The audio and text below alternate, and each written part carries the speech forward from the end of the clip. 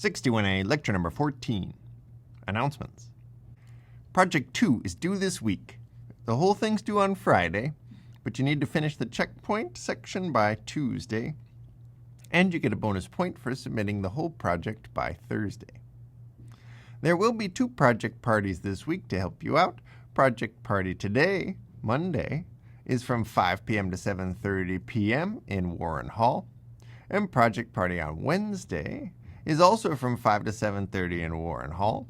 In both cases, we have extra staff available to help you out, and you can come work with other people who are also trying to finish the CAPS project. Remember that the way to work with somebody else in this course is to discuss the problem.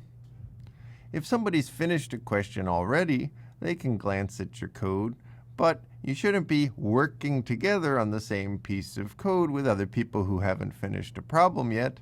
Instead, just talk about strategies for solving it. And if you really need someone to look at your code, well, come to the project party. The staff will be there, or you can make a private post on Ed. We're doing our best to keep up with those and get you feedback in a timely manner.